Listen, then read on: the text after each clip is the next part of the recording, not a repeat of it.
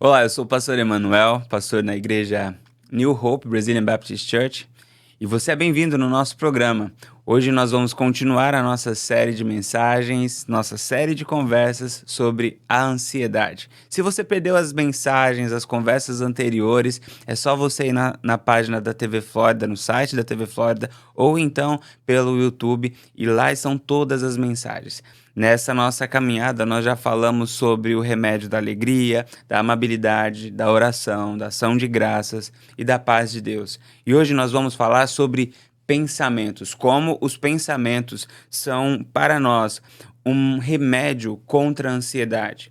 Nós vamos refletir sobre este tema e eu quero convidar você a refletir sobre a tua realidade de vida, sobre a tua realidade de ansiedade, sobre pessoas que estão à sua volta, que estão enfrentando este mal, porque na verdade essa série de conversas que temos tido sobre ansiedade, ela tem sido uma conversa muito prática. Nós temos fundamentado toda a nossa conversa na palavra de Deus e trazido este texto, os princípios aqui para a nossa realidade de vida. O que a gente tem ouvido ao longo dessa nossa caminhada são muitos testemunhos de pessoas que têm sido abençoadas, que têm tido uma transformação nessa realidade de ansiedade. E você pode vivenciar isso também. Então eu estimulo você, eu encorajo você a ir lá na página, assistir os vídeos anteriores, porque eu tenho certeza que você vai ser muito abençoado. Bom, vamos para a conversa de hoje. Hoje a gente vai falar sobre pensamentos.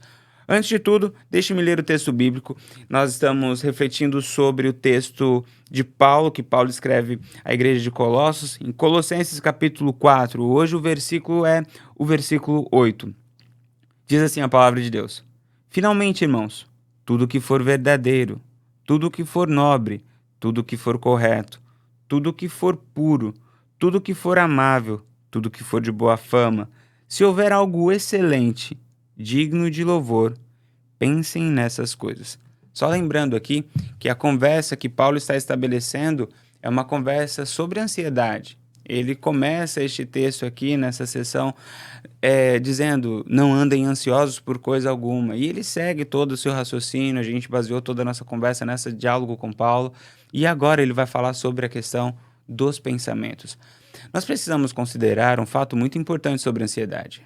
A ansiedade é uma realidade que acontece dentro da nossa mente. A ansiedade é um mal psicológico. Tudo acontece aqui antes do nosso coração acelerar, antes de ficarmos com falta de ar, antes de perdermos as nossas noites de sono por conta da ansiedade. Tudo começou aqui na mente. Portanto, não tem como nós pensarmos na cura da ansiedade ou no processo de libertação da ansiedade se não tratarmos os nossos pensamentos. E quando nós falamos sobre pensamentos, existem três realidades necessárias para que a transformação de pensamento, do jeito de pensar, de encarar as coisas aconteçam. As três realidades são o inventário, a desconstrução de pensamentos e a construção de pensamentos corretos. Vou explicar cada uma dessas partes na conversa de hoje. Quando nós falamos sobre inventário, nós estamos falando deste processo de tomada de consciência do que estamos pensando. Sondar os nossos pensamentos para descobrir não apenas o que estamos pensando, mas também para qualificar os nossos pensamentos e depois identificar as origens do pensamento.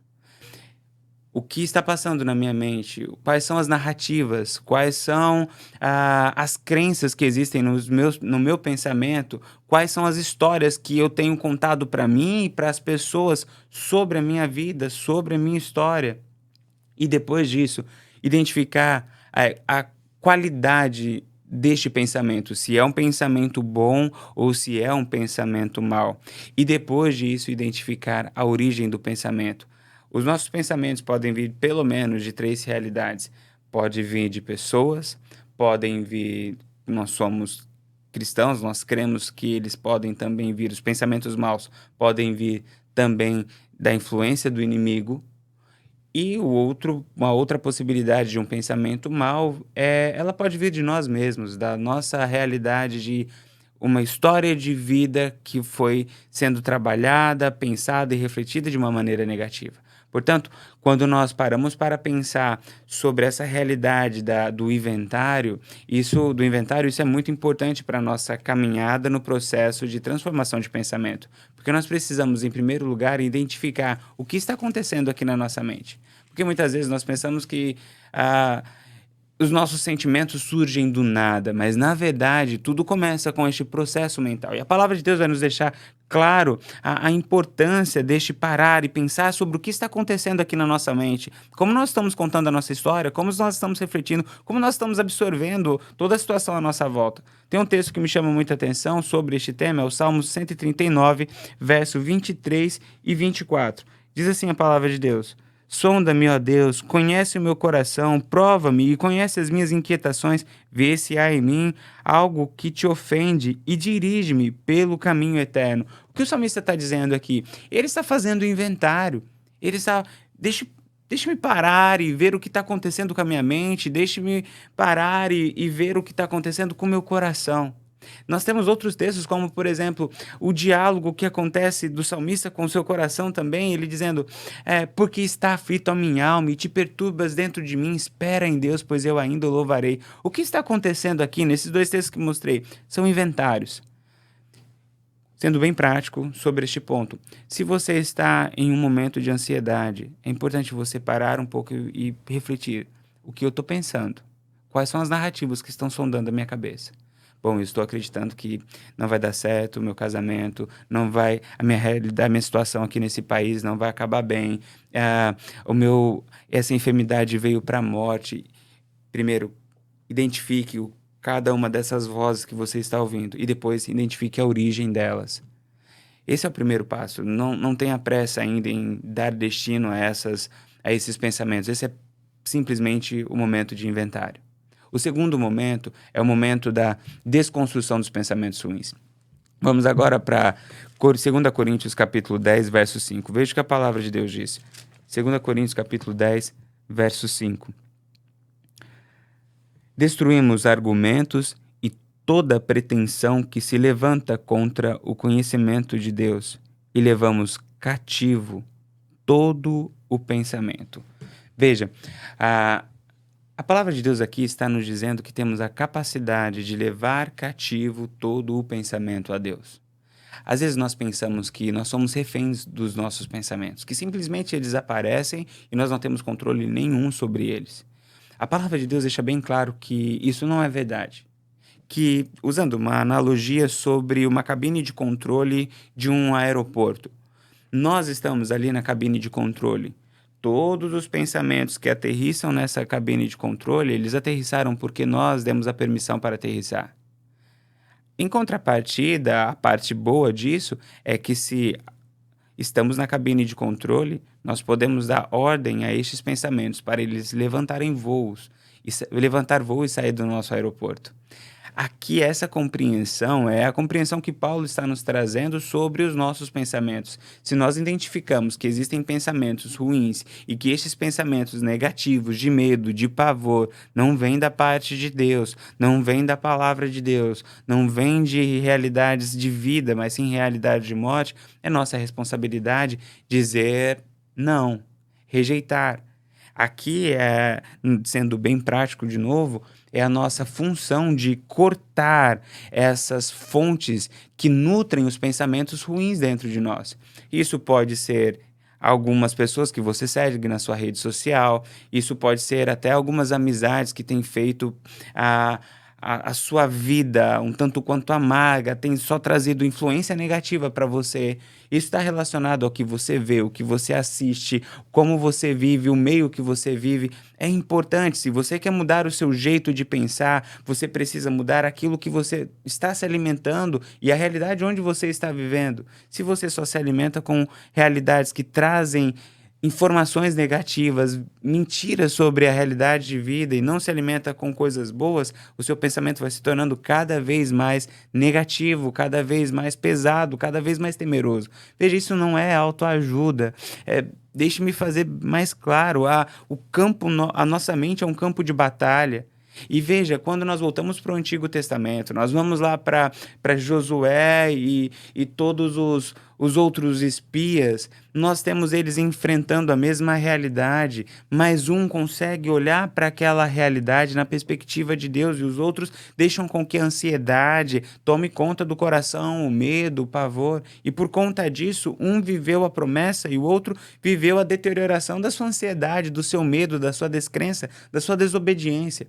Portanto, a nossa mente determina muito os nossos sentimentos e, consequentemente, as nossas atitudes. Essa é a sequência: pensar, sentir e agir.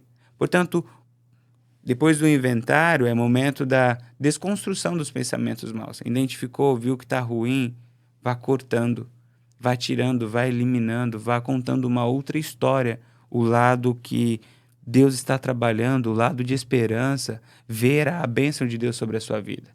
E a última parte desse processo de pensamento é a construção de pensamentos corretos. Quando nós vamos lá para Romanos, capítulo 12, verso 2, esse é um texto muito conhecido, que diz: não vos conformeis com este mundo, mas sejam transformados pela renovação da vossa mente. Esse texto nos traz, ele nos mostra essa realidade sobre como a nossa mente pode ser transformada. Fala de transformação de mente. Não é porque mamãe, papai pensava desse jeito que eu vou ter que morrer pensando desse jeito. Não é porque o mundo à minha volta está em desespero, está em ansiedade, que a ansiedade é o mal do século, que eu tenho que viver com a mente em ansiedade. A palavra de Deus, ela nos diz que nós podemos mudar o nosso jeito de pensar. E aí a pergunta é como? Bom, nós podemos, o mundo, né, a realidade à nossa volta nos ensina muitas coisas sobre mudança de pensamentos. E deixe-me dizer algo aqui, muitos dos caminhos que nos é apresentado por outros vieses não são ruins, como a psicologia, a psicanálise, como literatura, como palestras. Existe muita coisa boa que pode nos ajudar nesse processo de transformação de mente, mudar as nossas narrativas. E em muitos casos, é importante ir ter um psicólogo ao seu lado para ajudar você a identificar as coisas que estão te machucando, te ferindo, que têm relação com o seu passado de uma maneira mais profunda. E não nego isso, isso faz parte. É importante a leitura de bons livros. Até recomendo um aqui de Dale Carnegie. Ele tem um livro chamado Como Parar de Se Preocupar e Começar a Viver. Um ótimo livro que fala sobre ansiedade, fala sobre preocupação e tem princípios bíblicos neste livro também. São recursos positivos que nos ajudam a transformar a nossa mente. Mas eu quero pontuar outros dois que a palavra de Deus nos ensina e que eles são extremamente importantes nesse processo. Deus transforma a nossa mente. Em primeiro lugar, quer dizer, como uma das ferramentas importantes, por meio do povo dele.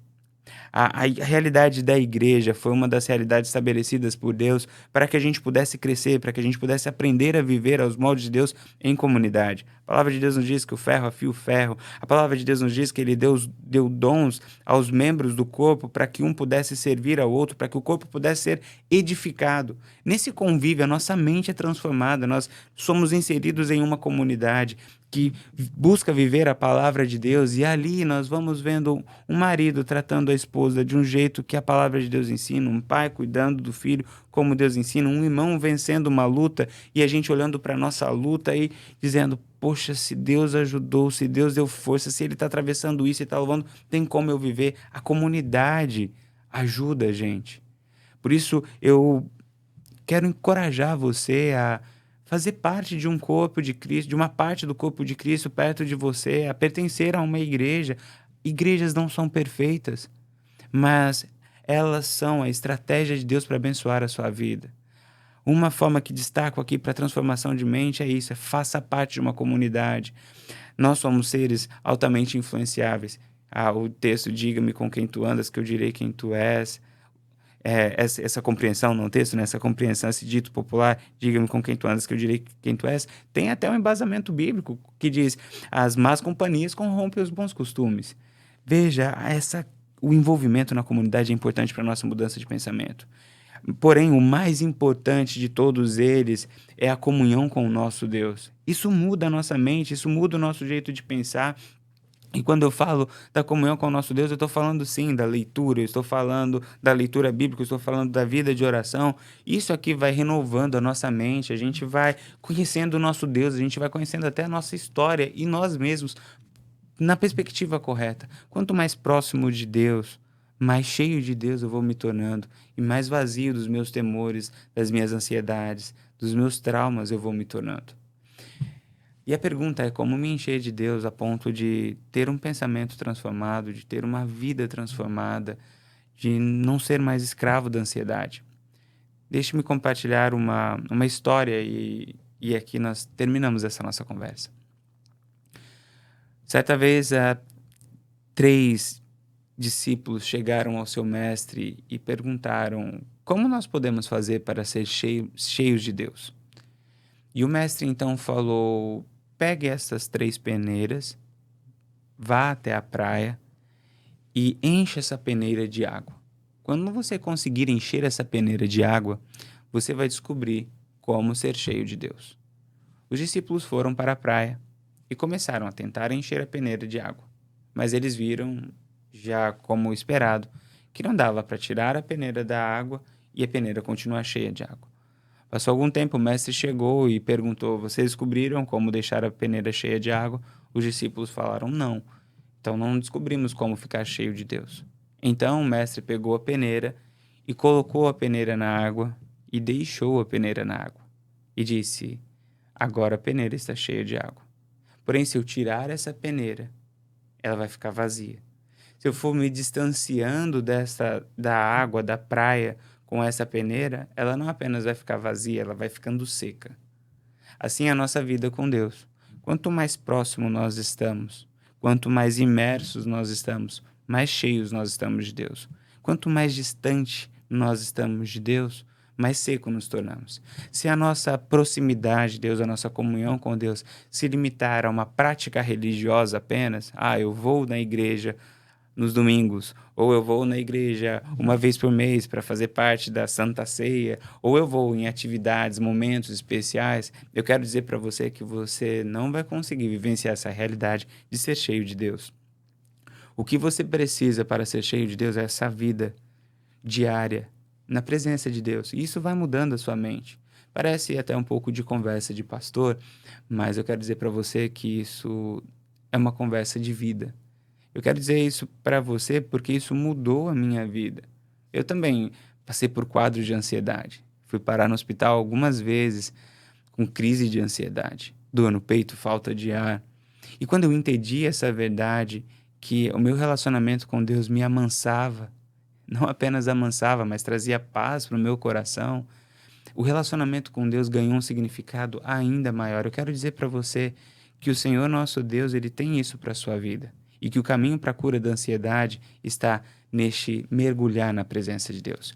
É você identificar os seus pensamentos, você abandonar os pensamentos ruins e você ser transformado, ter a transformação de mente por meio da comunhão com Deus. Isso vai te livrar da ansiedade. Por isso, hoje, a palavra de ação para você, que se configura como uma palavra de esperança, é: pare por um momento, veja o que está ocupando a sua mente, decida se livrar de tudo aquilo que está trazendo ansiedade para o teu coração, as informações que você tem se alimentado na sua rede social, nas redes que você acompanha, segue, os vídeos que você assiste. Decida pôr um fim nisso, isso só está te deixando mais ansioso. E decida hoje se envolver com uma comunidade que proclama o amor de Cristo, que vive a palavra, mas acima de tudo, a ter um relacionamento íntimo, verdadeiro e pessoal com Deus. Eu creio nesse remédio, porque eu já usei ele e eu uso ele todos os dias. E eu posso testemunhar para você. Funciona. Que Deus abençoe.